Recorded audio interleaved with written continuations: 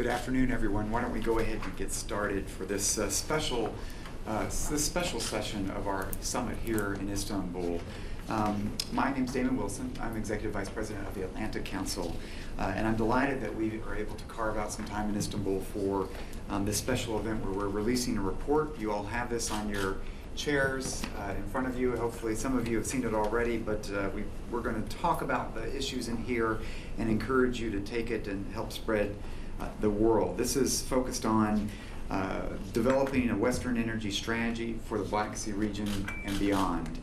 And thanks to Ariel Cohen, who's been, as an Atlantic Council Senior Fellow, our principal author for this report. We've got terrific guests here to have a conversation about this. The Energy Minister of Ukraine, we have the Minister from the Czech Republic, as well as private industry represented by CEO of Frontera, Nicandros. And I'm particularly pleased that we're doing this session here in Istanbul for a couple of reasons. First, this is what the Atlantic Council does. This is the Atlantic Council model. We don't just organize these conferences. We take and create content and develop ideas, and then we build platforms to convene around those ideas. And hopefully by doing that, we build a community of folks, a community of influence across sectors that are committed to translating these ideas into action. Last year here at Istanbul, we launched the Completing Europe report on the North-South corridor integration set of projects. And we heard this morning from the President of Croatia how that has been adopted by her government and others in figuring out how to move forward on the implementation. This year, we decided to focus on the Black Sea region as the report as the substantive area that we wanted to drill down here at Istanbul, in part because the region has pretty significant, tremendous challenges. We've seen a dramatically changed landscape in the Black Sea basin in the wake of Russia's annexation, occupation of Crimea, as well as its invasion of the east of Ukraine. This is the region in the transatlantic space and the greater European space where there's been the greatest degradation of security, if you will. And yet we haven't moved very quickly or very far to update our own thinking, our own strategy about the region. So at the Atlantic Council, we set out on two pillars. One, to begin thinking more seriously about the security of the Black Sea region. And some of you have been involved in some of the informal conversations we've had here in Istanbul about that topic. But just as importantly, we set out to think more strategically about the energy security region of the basin, and these are intimately connected. This report harkens back to the origins of why we began this summit, an economic and energy summit based here in Istanbul. The idea was how to use energy as a source of cooperation, as a source of the interconnections in the greater neighborhood, to build the stronger ties around the Black Sea and ensure that there were linkages to Europe and the United States in the process, while diversifying the hand of those here in the region to give them better options. We also, I think, have seen the opportunity that may not be fully recognized of the Black Sea Basin as a source of solutions both for the region and for Europe itself. Ariel will get into this, the conversation will get into this, but the combination of real development in gas interconnectors and diversification of supply to ensuring regulatory and tax regimes that facilitate exploration and production, to the unappreciated potential of tapping into domestic production around this Black Sea can create a fundamentally different environment. And so to manage this conversation, we have terrific guests here. Volodymyr Demchyshyn is the Minister of Energy and Coal of Ukraine, and we had the opportunity of meeting in Kyiv just on Friday to talk about the dramatic changes taking place in Ukraine today. He comes to the ministry from the private sector. Mládek, the Minister of Industry and Trade of the Czech Republic, who we had the opportunity to talk over dinner last night, is chair of the Social Democratic Party's economic policy, but has extensive experience in Czech government and politics, having served as a former Minister of Agriculture, Vice Governor at the IMF, First Deputy Finance Minister, as well as Deputy Minister of Economics, and represents the consumer and European voice in this discussion. Steve Nicandros, who I mentioned, is the founder and chair of Frontera Resources, an oil and gas exploration firm Steve has also become a board director of the Atlantic Council, and I've just recently completed a trip with him and some others through Georgia, through Ukraine, through Moldova, looking at the creative, promising work that we're doing, that they're doing, that can begin to reframe new possibilities in the region that he'll speak to a little bit today, having formerly served as president of Conoco Overseas Oil Company. And then Ariel Cohen, who will kick off our conversation, a senior fellow in both our Patricio Eurasian Center as well as our Global Energy Center, where we bring these two bodies of work together. He's a terrific expert in this region, a prolific writer and commentator, joined us after having served for many years at the Heritage Foundation. Ariel, please let me turn it over to you to kick off this conversation by framing some of the key conclusions from your inquiry. Thank you very much, Damon, and it's a particular pleasure for me to be here in affiliation with the Atlantic Council, not just as a guest like I was last year. It is also a particular pleasure to be working on the region where I was born, where my family is from, and I feel deep affinity and commitment to the prosperity of the region. And this prosperity will come from two things. It will come from security, which is a challenge these days, especially because of the occupation of the Crimea and the Russian military buildup that my Turkish friends and colleagues, Turkish diplomats, are raising alarms in Washington and elsewhere how concerned they are about the building Russian military potential in the Crimea and now in Syria as well, because now Turkey is in a classic pincer situation with Russian military power both to the south and to the north. Secondly, the prosperity to the Black Sea area will come from economic development that is predicated on abundant, reliable, and cheap energy. And by energy, I mean, of course, oil and gas, but I also mean electricity that comes from different sources, including nuclear, coal, renewables, hydro, wind, etc. The region is blessed with that. A country like Georgia, for example, has a lot of hydro, but it also now, as we will hear from Steve Nicandros, has a major discovery of natural gas. A country like Ukraine has a huge gas potential, reserves. Some of these reserves, unfortunately, fell into wrong hands now, but still in Ukraine, there's plenty of gas. So what is the challenge?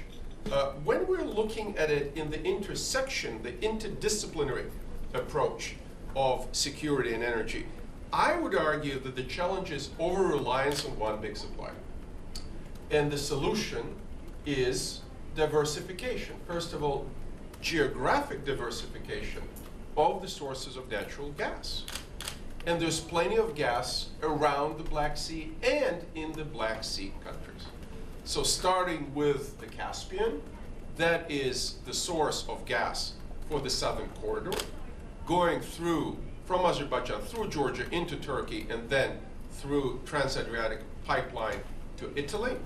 And I have a strong feeling that Nabucco West is one of these phoenixes that revives repeatedly and eventually will be built.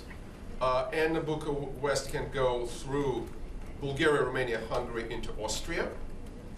But beyond that, even further, the Atlantic Council did a terrific job on east-west and north-south and south-north interconnectors. So these interconnectors would include East Ring, potentially Tesla, Nabucco West that I mentioned. It's all on the maps on page 9 in the report. And the challenge for the countries around the Black Sea region and for broader Europe is to keep dependence on the Russian gas in check. Yes, of course, Gazprom is capable of competing on price. But historically, through the disruptions of 2006, 2009, 2014, we know how connected, how married the Gazprom economic power is to the Russian geopolitical interest. When I was part of a group that was hosted by Mr. Miller in the Gazprom HQ, I asked Mr. Miller, is this a company or is it a government instrument? Government organ, as I said in Russian. And he thought about it and said 50-50. And it is. So if you look at countries, we have a table on page 3 The dependents, Armenia, Belarus, Bulgaria, Estonia, Finland, Latvia, Lithuania, 100% dependent, and then down the line, including Czech Republic, Bosnia and Herzegovina, and others, very, very dependent. But there's a distinction that we're making in the report. Those countries that are loyal to Moscow get a better price, and those countries that are independent in their policies get less good of a price. So while now the prices are low, countries get a break. Historically, gas prices were used as a geopolitical instrument in terms of pressure, in terms of a diktat of foreign policy. To wrap it up, a safe and peaceful Black Sea region is vital for Europe and European energy security and for the economic development of the markets here in this region. Georgia, Ukraine, eventually Romania and Moldova can and should be looking into domestic resources as well as diversification of LNG terminals and interconnectors so that you are not as dependent as historically you were because of the legacy of the Soviet power in the Cold War. The massive pipelines from east to the west created a certain scenery that we are now trying to overcome and bypass. Happiness, as it was said famously in the 1990s in Washington, D.C., in the White House, happiness is multiple pipelines. Multiple pipelines drive the prices down and give you options, give you geopolitical options and economic options. So the LNG terminals from Svinoujście and Independence in Lithuania to Kirk Island and in the future possibly even Odessa and terminals in Greece, Turkey, and elsewhere. Development of newly discovered Georgian reserves, development of the Southern Gas Corridor, this will all fundamentally change the energy landscape of this region by 2023, 25, and hopefully that will provide both peace and security for this wonderful region. Thank you very much. Terrific. Thank you very much, Ariel.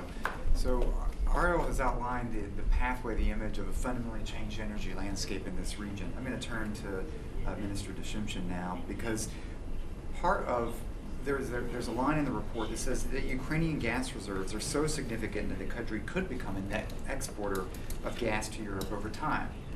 And that sounds like almost an incredulous statement, given the challenges of that Ukraine has had in the energy sector.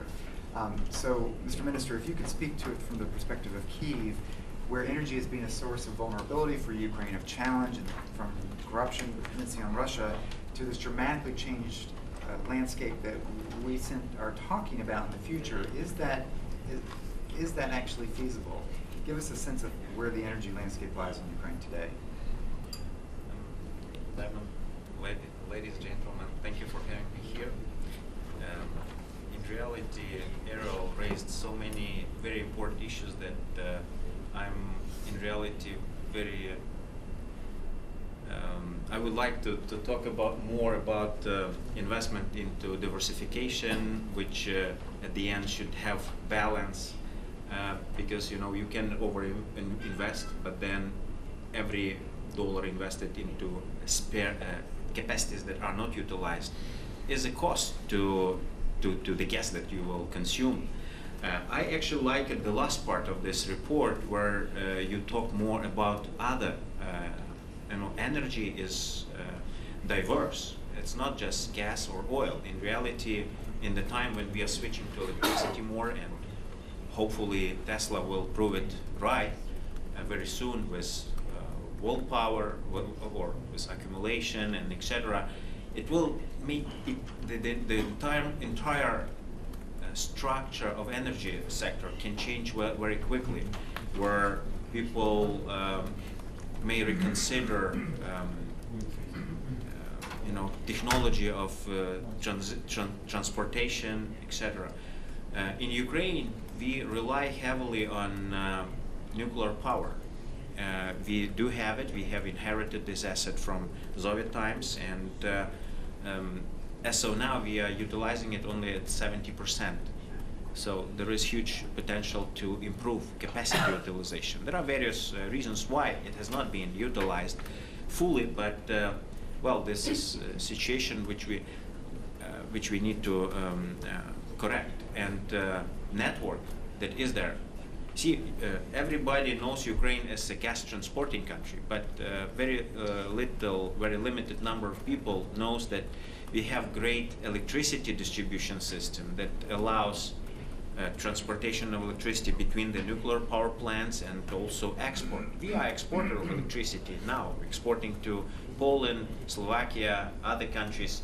At this point of time, 600, 700 megawatts of capacity, but we can do more. And everything. I mean, oil system. I mean, no one talks about oil transportation. We were used to transport 50 million tons of Russian oil into also Slovakia and further into European other countries. Now this volume went down. Similarly, as in case of the gas, we transport now only 60 billion cubic meters compared to the capacity available of 160, 180. So we can do more. Then the question is, well, why do we need to invest more when the capacity is there? You will raise question. You will oppose, saying that we were not reliable partner. We were interrupting supplies. We were always involved in strange stories with Gazprom. Stopping supplies and etc. But look, as soon as we start talking with Gazprom on the gas price, they make up story like Nord Stream, South Stream, Turkish Stream, other streams. But as soon as this discussion is over, situation changes. I will tell you, in 5 years, I believe Ukraine will become energy independent. Now we import 50% of gas that we consume. But because we have resources, as you said, we produce 20 billion a year and have resources of 1 trillion that are conventional, accessible, etc. So we just need to lower royalties. What we do, we have to change investment climate, difficult having the war in the country, but we can do something. Like, for example, we are making rules of issuing approvals for drilling, for production, for access to the network. We are making those easier, so newcomers will be pleased with new rules, transparent rules.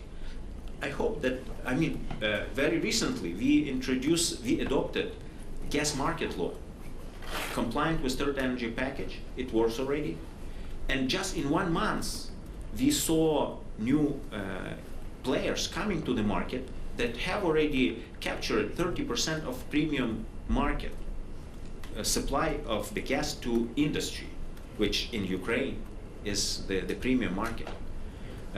So 1/3 is already gone to international players from Naftogaz, from local monopolists.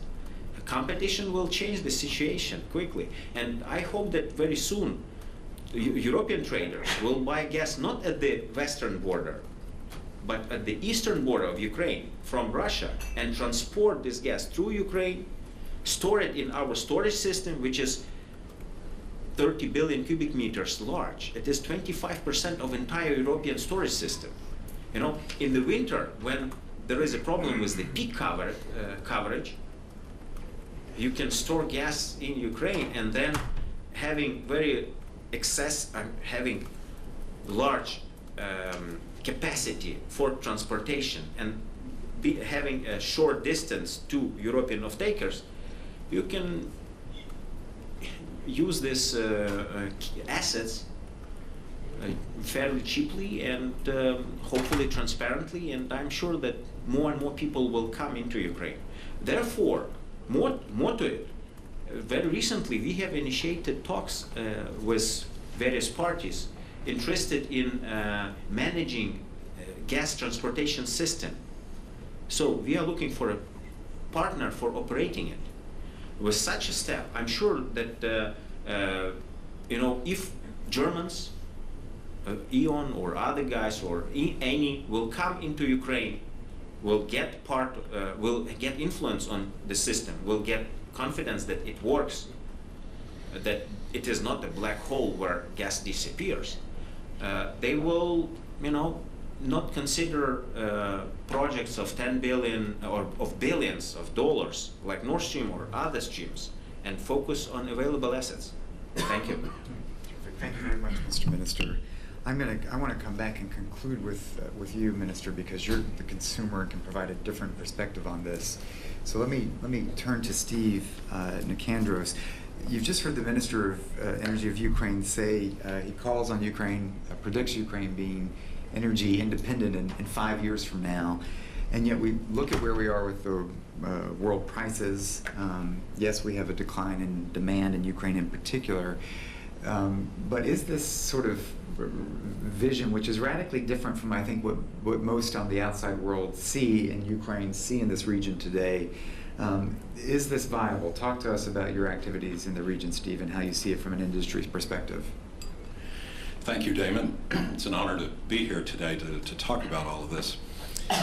It struck me this morning as I was listening to President Erdogan and others talk about the importance of this conference.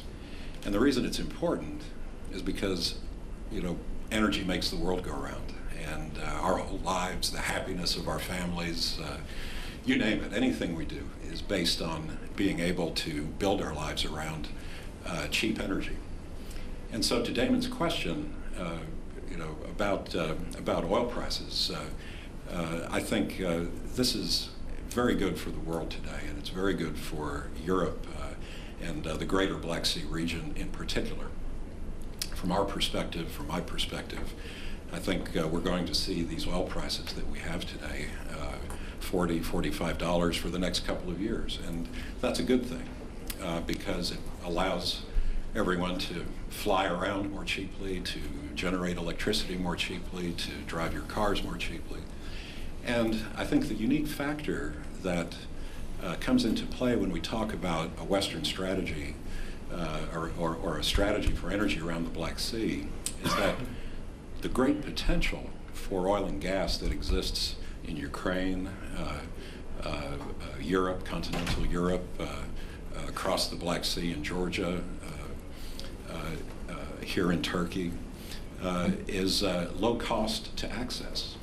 And so when we think about a lower energy price, the vast onshore resources that exist throughout this region suddenly become the focus of the industry. Now it becomes a challenge for Black Sea exploration. Most of the Black Sea is deep water, and by definition, deep water exploration and production becomes challenged. But for oil and gas that is found and explored for along the limited shelf of the Black Sea, but predominantly in the onshore regions, it's a tremendous advantage for this part of the world. And I think it's a good news story for Europe. As I look at the recommendations that Ariel has made in his good report, on page 1 there are four key points that he addresses and talks about the importance of interconnection, which the minister has just spoken about. And can you imagine interconnecting reverse flow of gas through the countries of Eastern Europe to bring energy from a distance?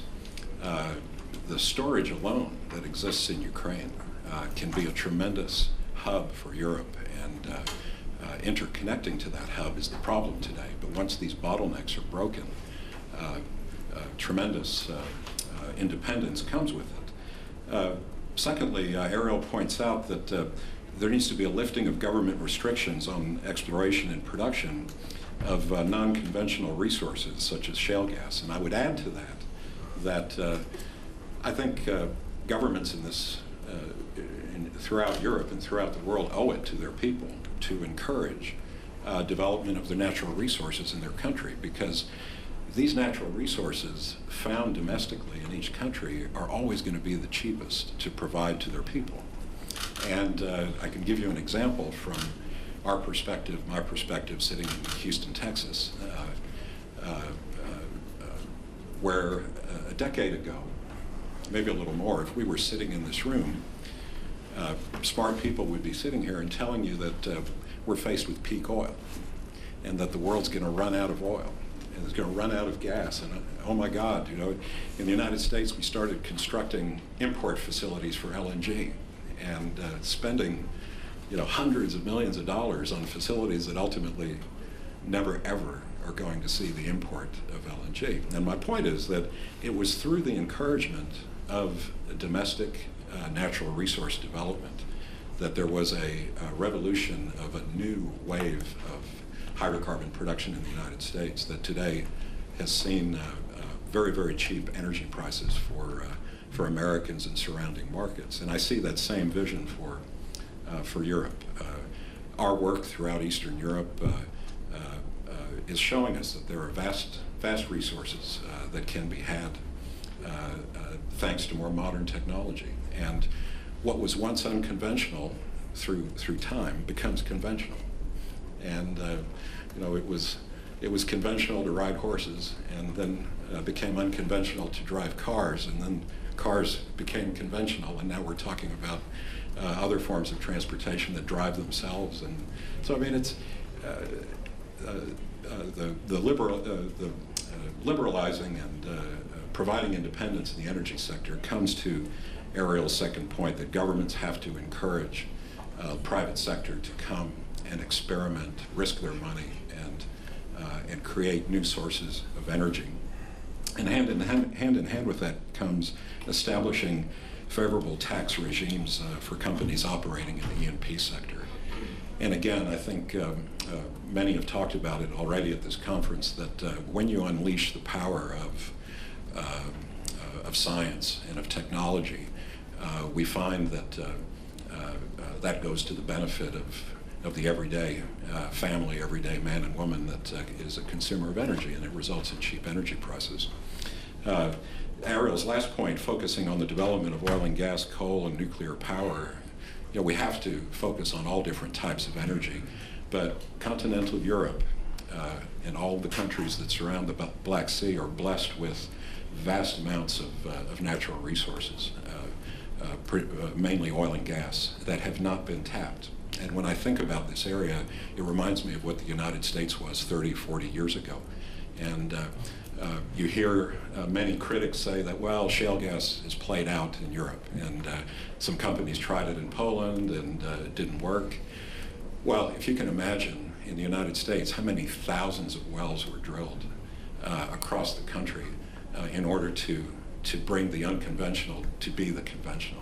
If you look at the same number of wells drilled in Europe, it's a fraction, not even a big fraction, it's a small fraction. And I think that's the future Europe and the area around the Black Sea has to look forward to in order to provide abundant resources so that it can not only access gas from afar, say the Caspian Basin, but also can access oil and gas from its backyard. So it's a good news story. Terrific, thank you. Thank you, Steve. I want to turn to Minister Mládek, because you have to count on all this. You have to ensure security of supply as a customer for your population. And we've heard from Steve now about unleashing the private sector, the power of technology and innovation to change the landscape. You've heard about the transformation that the Minister of Ukraine is describing, of Ukraine being seen as being seen as a problem in this area to being seen as a provider and a solution in this area. But you have to have reliability for your people. The Czech Republic's experience the impact of the gas cutoff, and the price differential that you pay vis-a-vis American consumers is quite different in the Czech Republic. So how does this look from your perspective on the consumer side of the equation? First of all, thank you for the possibility to be here in Istanbul on this Atlantic Council event, which is very good and very helpful for me, because if I am visiting the conferences in the Czech Republic on the same topic, It is basically only debating from what we will produce electricity, whether nuclear, coal, or renewables. And very little is discussed the other issues. If I'm going to Berlin or Munich, they are only discussing how quickly we will have only renewables and how quickly we will close nuclear power stations. And here it is completely different angle, from angle of cost, from angle of the security, and it's always helpful. First of all, I would like to say that Czech Republic is consumer country. In the case of gas and crude oil, we are producing between 1 and 2% of our consumption. And I would like to stress that we are committed to stay consumer country. We do not see the reasons why we should go for shale gas and to destroy our beautiful country by the wealth, when we can buy the energy cheaply in the outside world. And if it would continue like this, we would be more than happy. And for me, as a Minister of Industry and Trade, it's not the main task to get energy, but to make sure that manufacturing is performing. It's performing very good, and now for us the challenge and topic discussed is Industry 4.0. It means how to incorporate internet into industrial production. And if we will be successful in this effort, so we will have no problem to buy energy everywhere in the world. As concern of the, obviously, why we are so relatively easy with gas and crude oil, is because that we have done something already in 90s. First of all, I would like to say that we have no problem to buy crude oil and gas from Russia. However, under one assumption, that there is alternative route, alternative source that can replace the Russian supply in the worst case scenario. When this happens, suddenly position negotiating price and deliveries was much easier. The Russians can be partner, but they must know that you are not dependent on them. This is basically the message. And by the way, this table on page 3 is a bit overestimating the dependence of the Czech Republic, because more than 1/3 of the gas is coming from another sources, mainly Norway and spot market. But 1/3 is enough, and also capacity is important. So in the case of the crude oil, we have built already in 90s connection to Ingolstadt, so that we can get all crude oil surpassing Ukraine, Slovakia, and not being dependent on Russian crude oil. We are at this moment importing 1/3 of crude oil from Azerbaijan. So hence we are interested in wider region, because it means that we are using the pipeline Bakur-Tbilisi-Ceyhan, and then here in Turkey, and then it's going by ship to Ters, and then by pipeline across Alps to the Czech Republic. And the whole consumption can be supplied this route if necessary.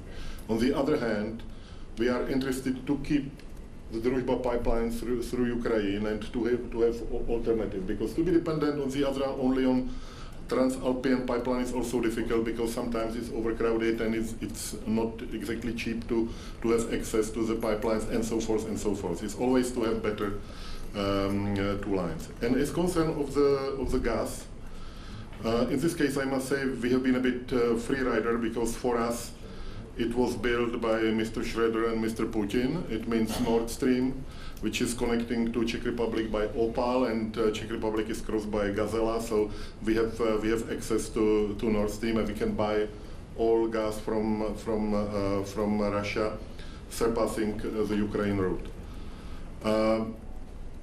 We are sharing the fear which was expressed by Slovak Prime Minister Mr. Fico, that in the case that a certain fourth line of Nord Stream will be built, it will not be necessary to transit at all through Ukraine.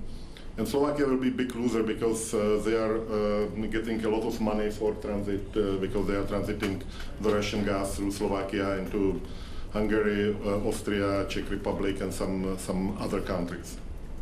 Actually, we are sharing the same concern to certain extent, because once again, we would prefer to have two routes to Russian gas, one going through Nord Stream and second going through Ukraine.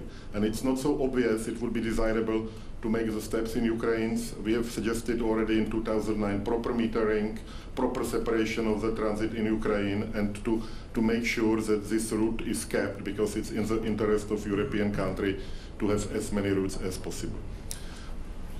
Another thing, Świnoujście, the terminal for LNG.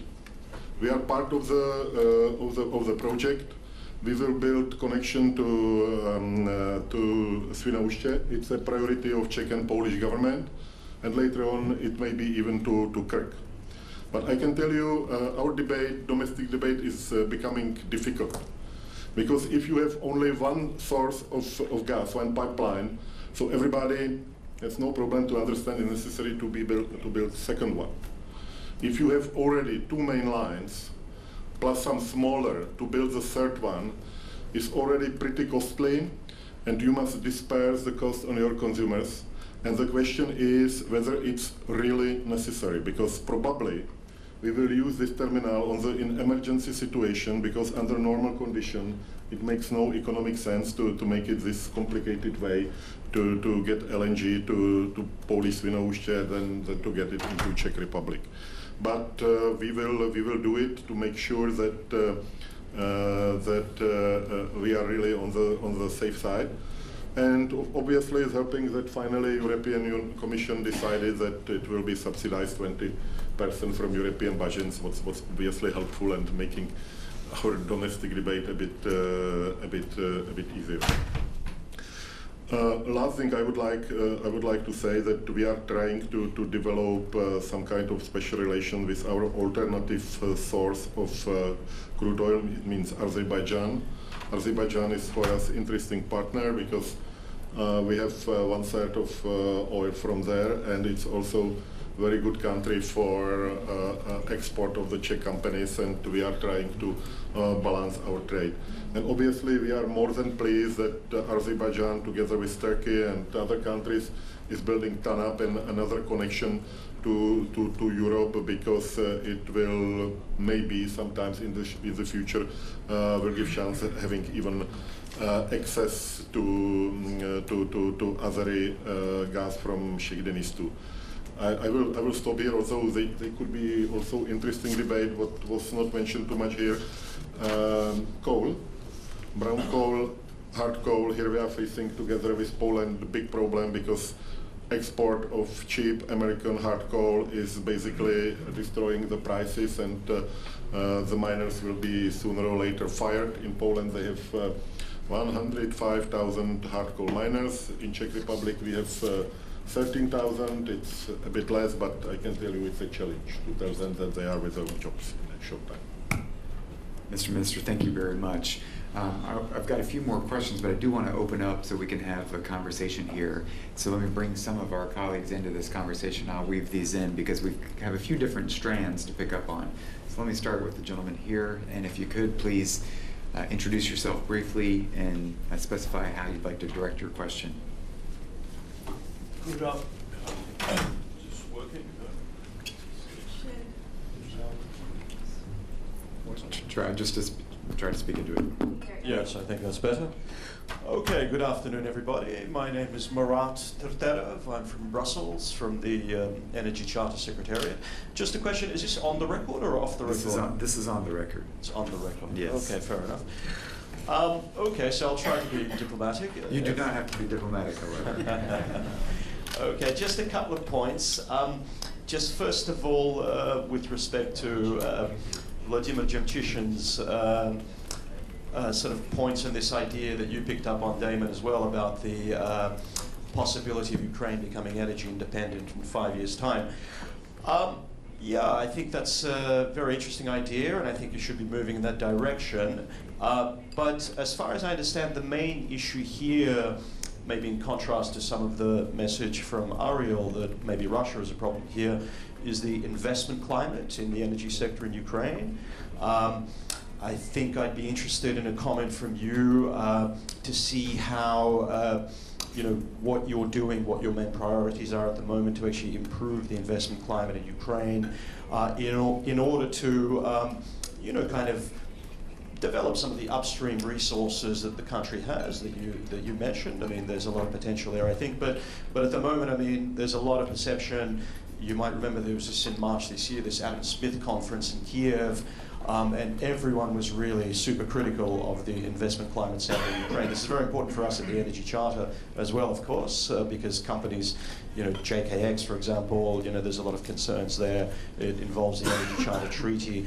Also, on your point, a very interesting idea about creating a gas hub on your eastern border. I think this is a very farsightful sort of issue as opposed to western border. We tend to look at the border with Slovakia and Ukraine here.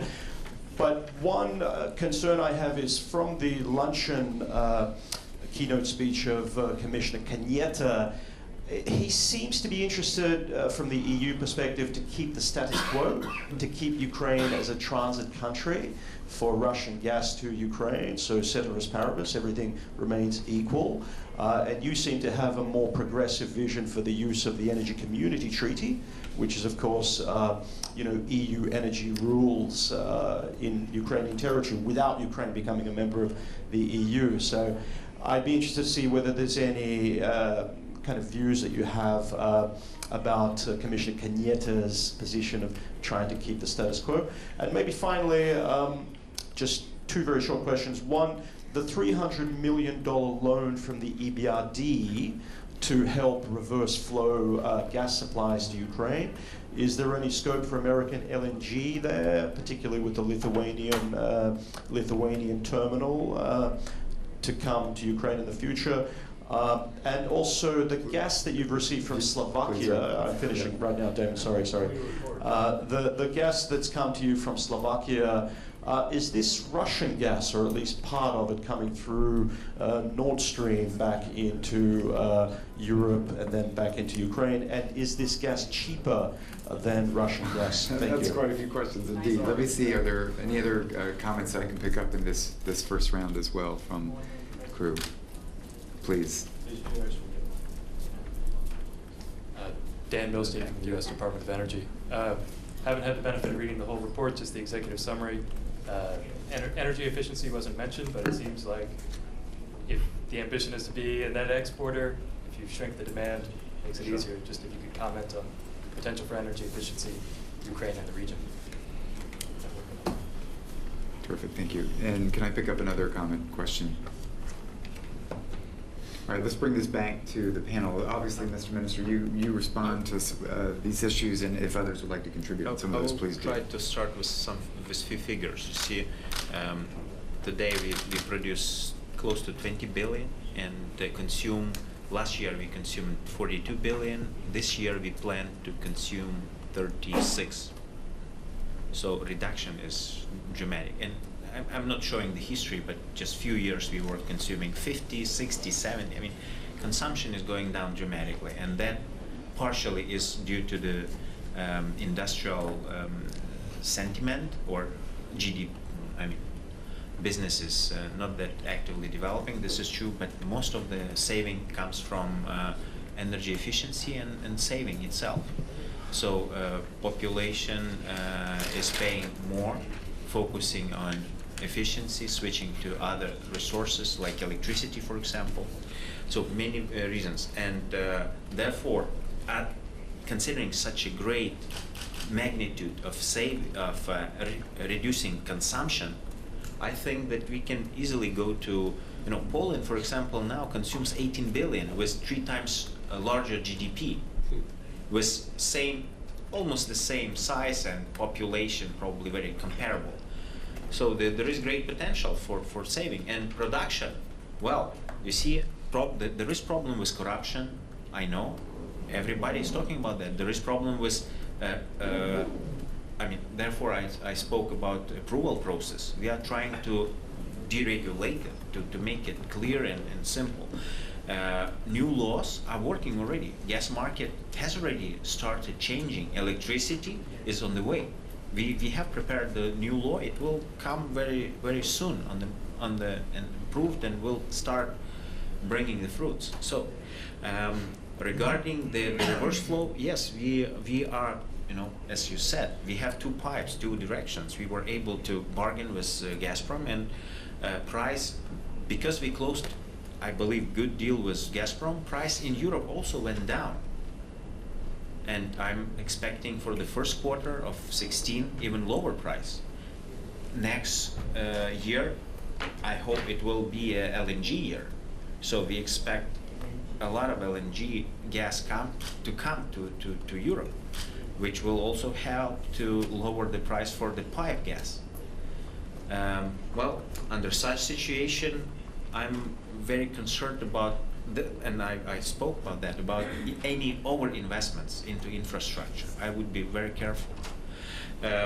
Regarding the gas or hub, well, I believe in the market. I don't think with any regulatory changes we will make people to buy at this border or that border or something. They need to get comfortable with infrastructure, with rules, with players, with systems. And like I said, now they are already coming to the market. They are already there. We just need a little bit of time. So they get used to it, and I'm sure they will make step further. You see, the problem in this direction is Gazprom got very good deal on transit fee.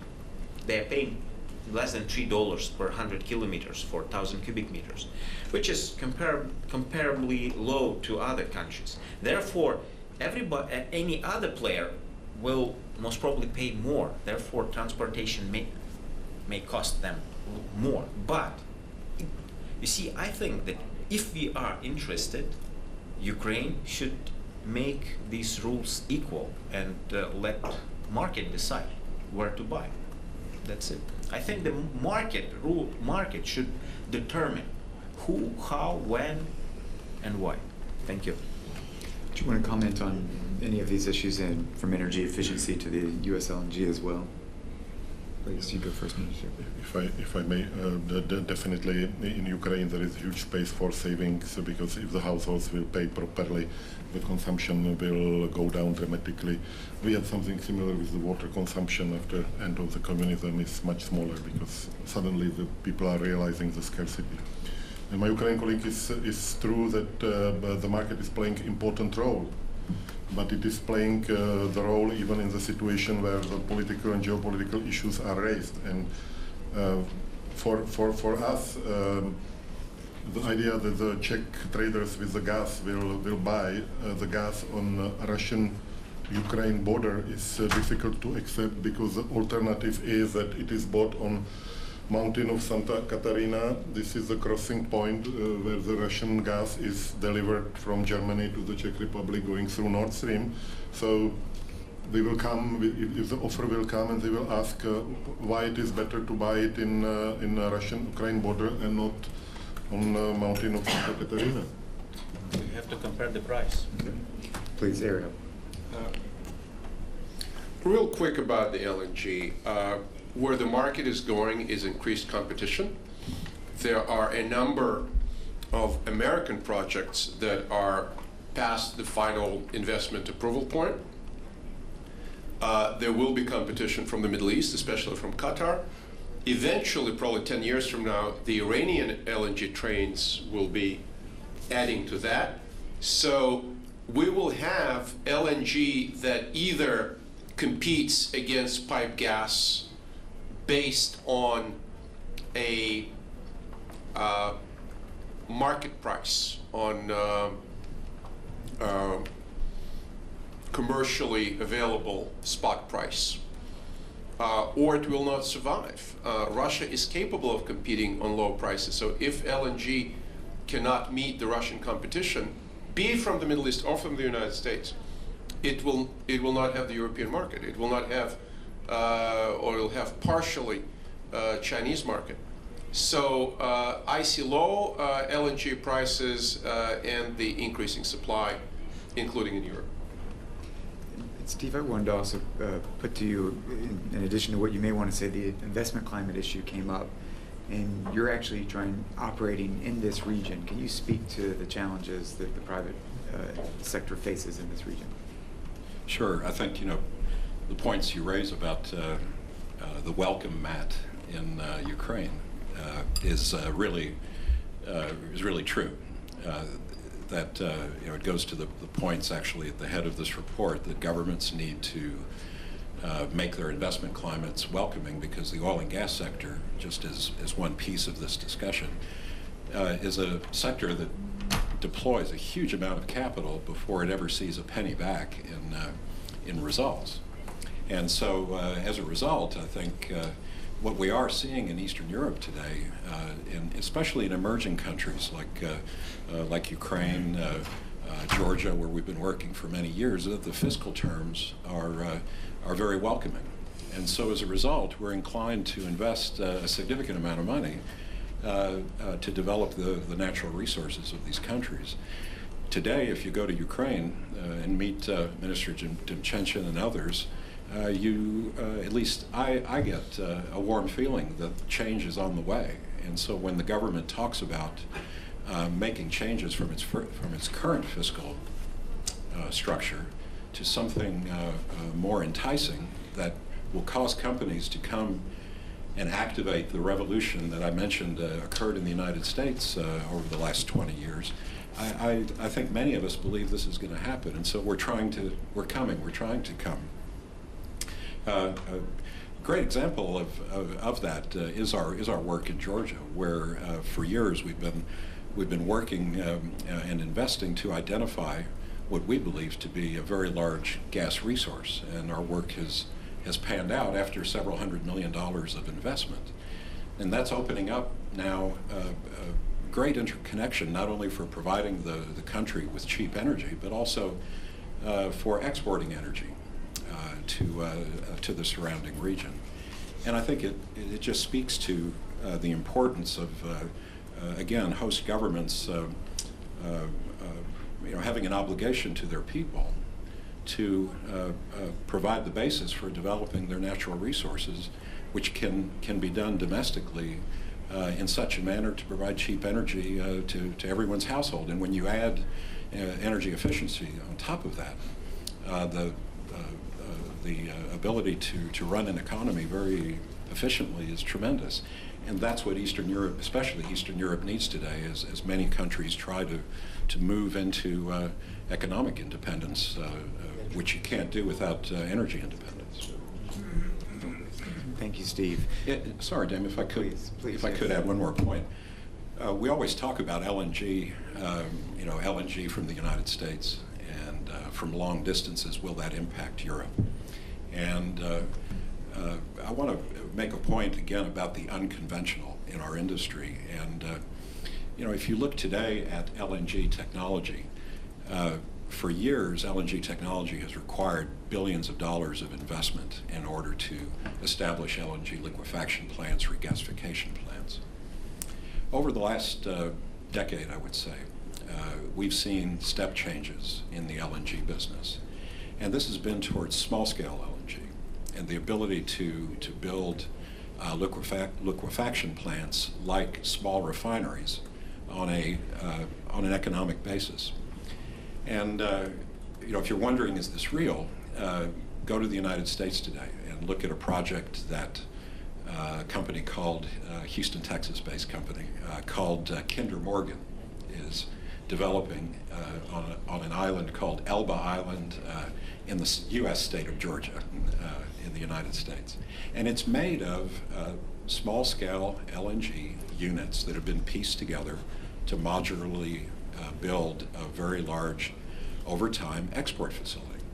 And with all the gas our company has found in Georgia, we hope to work with the Energy Ministry to take some of that gas, put it into the regional pipeline systems that are being talked about at this conference, but also to take a portion of it and put it into small-scale LNG that we can send across the Black Sea to Ukraine, to Romania, to other countries. And this possibility wasn't there a decade ago.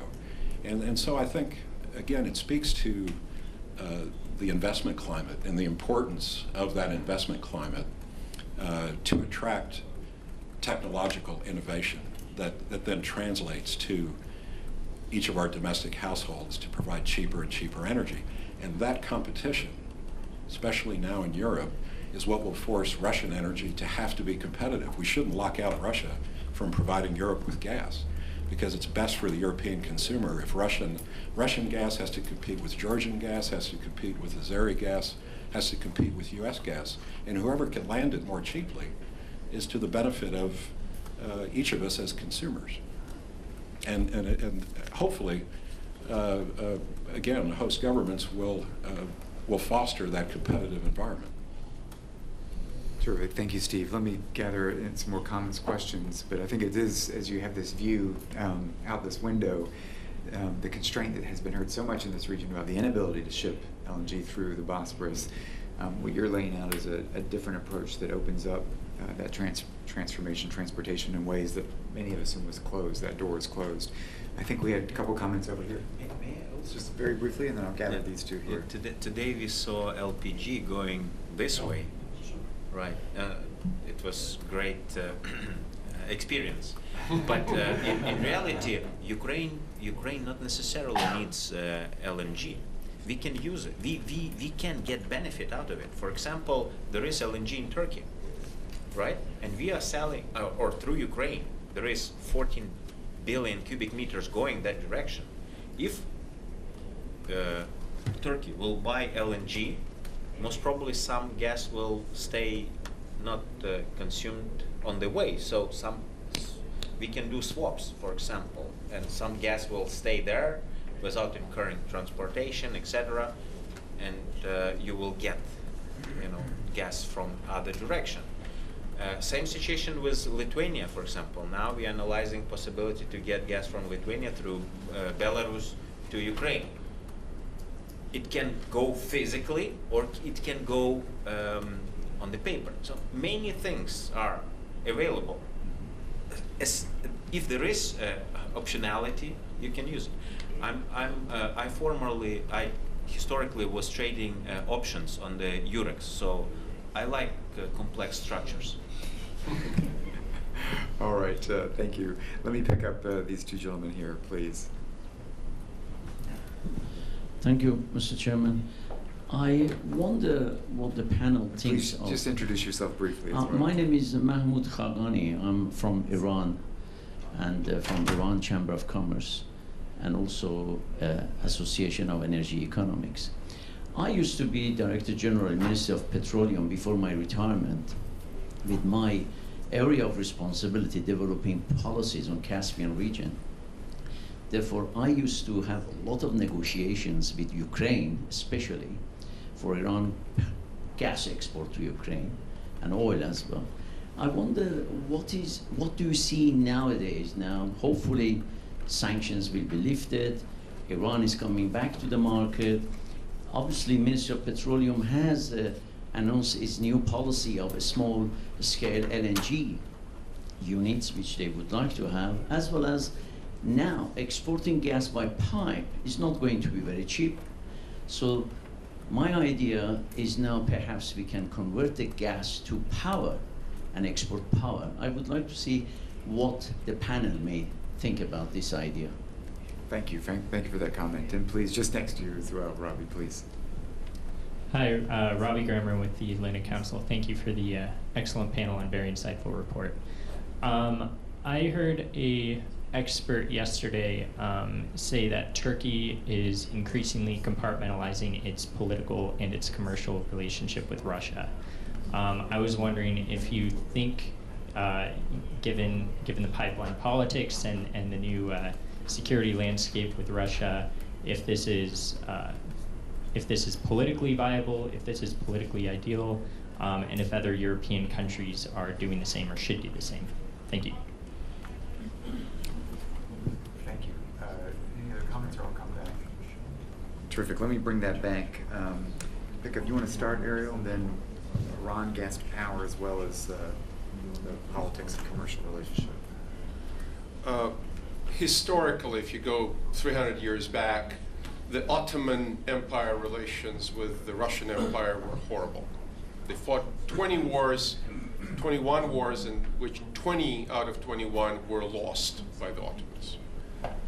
the revival and rebirth of this relationship was after the collapse of the Soviet Union. Turkey was a staunch ally and pillar of NATO security during the Cold War. And after the Cold War, there was a lot of tourism, a lot of construction business, and the relationship thrived.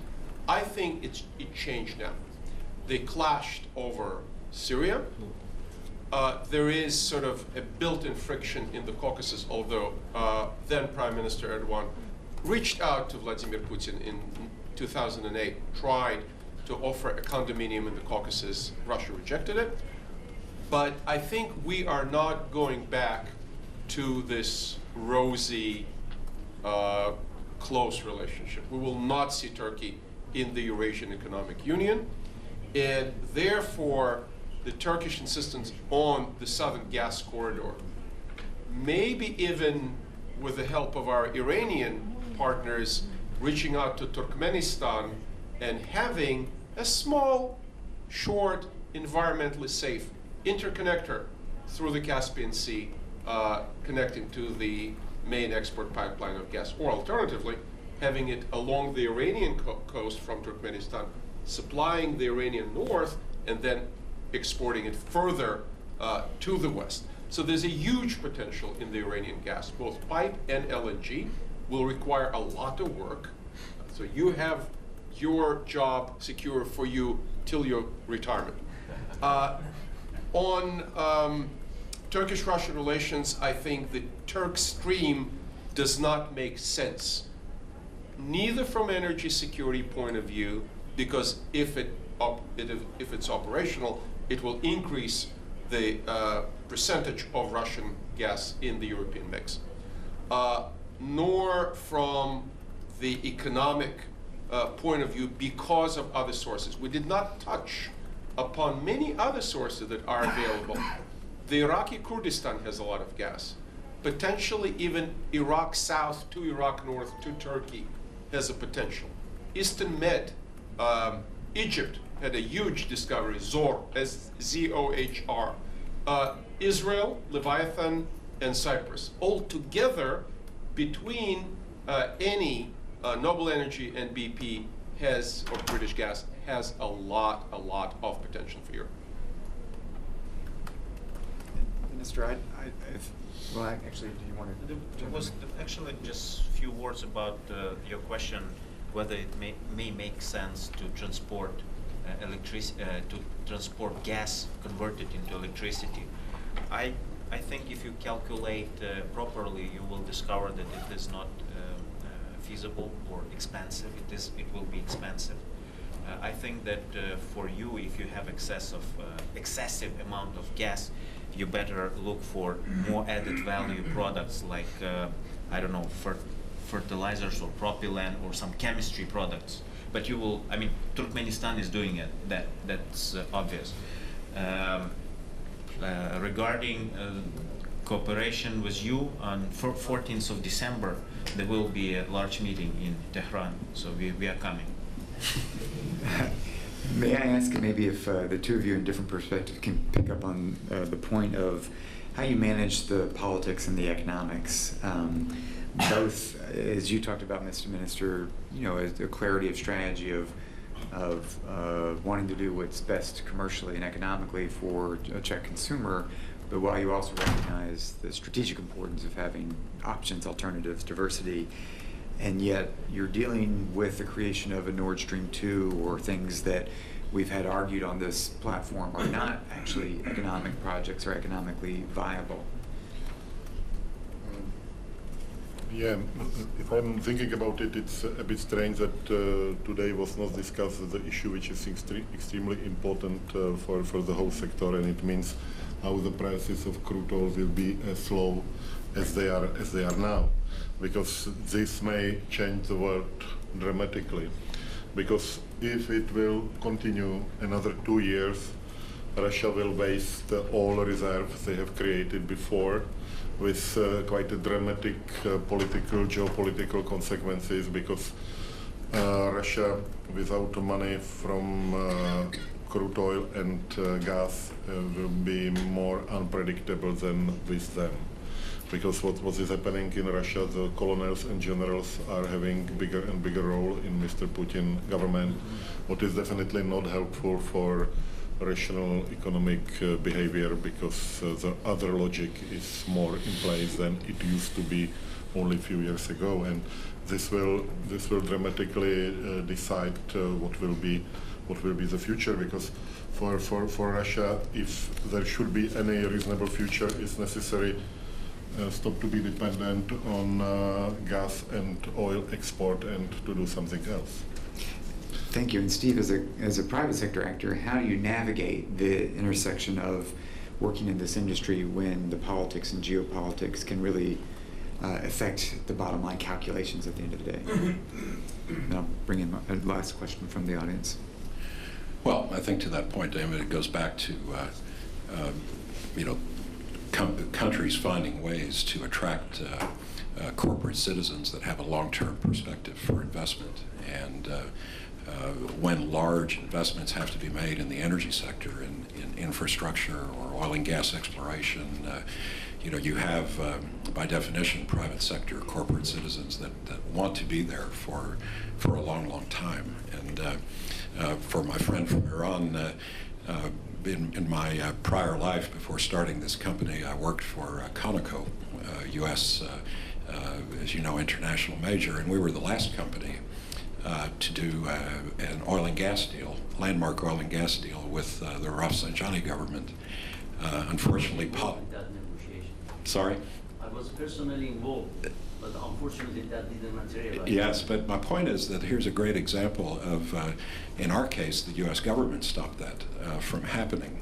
And as I've watched time since then, can you imagine if we had successfully implemented that deal, and the economic bridge that would have led to a political bridge really goes to your question, Damon, about how investment through something as basic as energy can transcend politics and make a difference in international relations in a very positive way.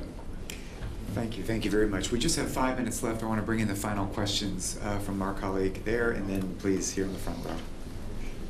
I'm Sławomir from King's College London. Thank you so much for your very interesting presentations. I would like to draw on the point that's made by Ariel, which only reinforces the idea that Turkey is set to become a very important geopolitical actor in energy politics, Eurasian energy politics. And drawing on Marat's comment about Ukraine, which may have some aspirations, so how are we going to accommodate these interests of becoming a trading hub and someone else's interest of, transit, energy transit, and energy markets? Thank you. Thank you. And our final question from our Turkish colleague. Ünal Çeviköz, Ankara Policy Center.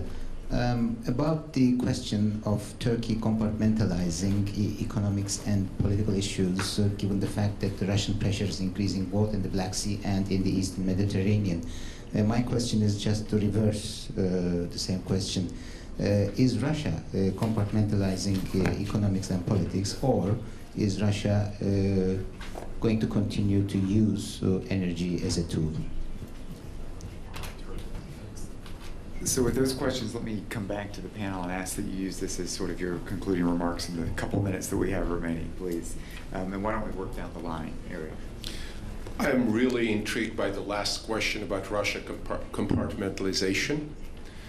I think what will force Russia to behave more as an economic actor is more competition in Europe. So when there's so much gas that you compete on price, that will force Gazprom to compete on price. Gazprom has a huge bureaucracy. It's way overstaffed, and there's certain rumors, or more than rumors, of, I won't say corruption, but lack of transparency, insufficient corporate governance, should we put it this way. On the hub versus transit question from a Polish colleague, that discussion is afoot. And the ones who sort of got hit initially, in the initial stage, were the Azeris, because the Azeris insisted on Turkey as a transit country, not as a trading hub. The ones who are playing into Turkish ambition to become a trading hub are our Russian friends. Whether this is going to happen or not, I do have my doubts because of the security and the political. And finally, on the issue of Russian state-controlled or state-owned actors being strategic tools or economic players. The Russian tradition is to have the foreign policy and security dominating the business interest. If Russia was irrational, if Russian government was a rational actor, it would just privatize everything and collect the rent, collect the tax revenue, right? The Yukoses and the Lukoils, well, Lukoil is still around, but it's constrained, but others, the Sibnefts and others, TNK-BP, they would all be out there competing with additional actors, being just private companies like we have in the Anglo-Saxon world. Unfortunately, the Russian tradition is not such, and the economic price is paid by the Russian people. Any final Just comment? one statement, actually. Aaron answered my question. I think privatization is the solution, and I understand that in the times of as long as there is a war, it is difficult.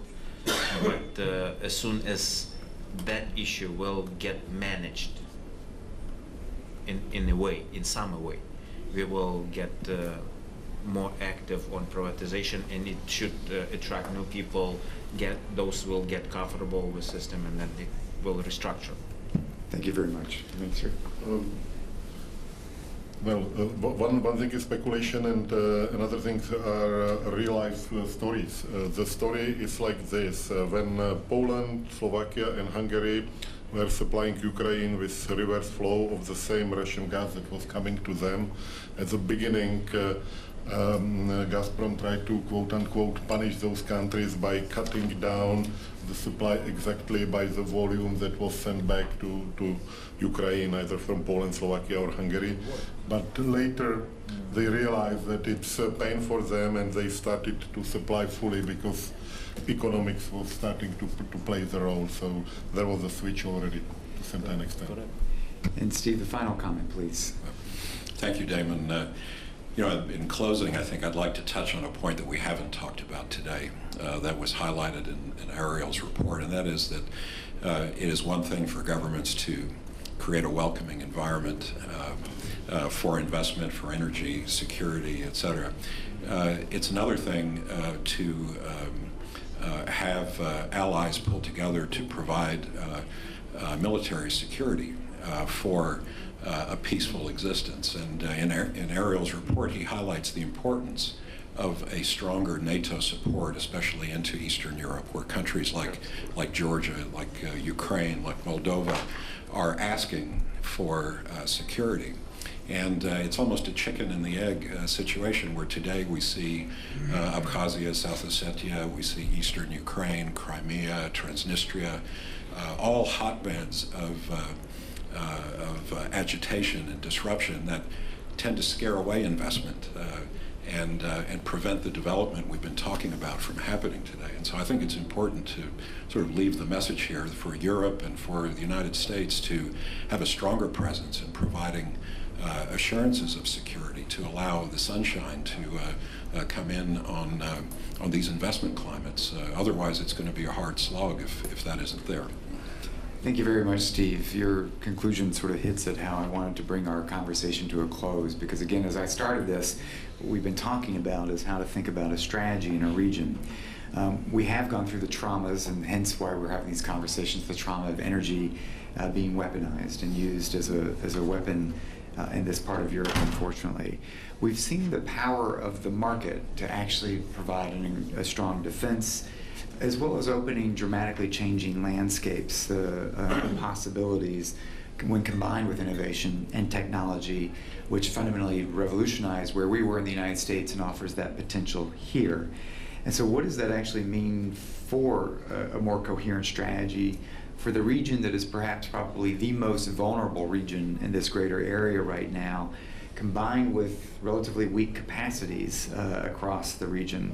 And so the combination of thinking through how you bolster security, the confidence of the security architecture, in a region where what has happened in Crimea has fundamentally altered that, while connecting this to the economic opportunity that if reform processes can take root in some of the countries around the littoral, to really open up possibilities of investment in domestic production, which frankly then foreclose the options available of energy as the weapon that many had been feared. And so I think we see this coming full circle, and I wanted to be able to put a little bit of a spotlight on how these efforts are mutually reinforcing. But there has to be an intentionality to some of this effort, and therefore that's why we've been trying to work with a community of folks invested from private sector to government on what a coherent transatlantic strategy is to bolster both the security and the energy security of this region for the region's sake, but fundamentally as well for our core allies in Europe as well. So with that, thank you very much. I want to thank Ariel for the report, the ministers for joining, Steve for helping to go ahead and implement many of these ideas in the private sector, and for all of you for being with us today. So please enjoy the rest of the conference. Thank you.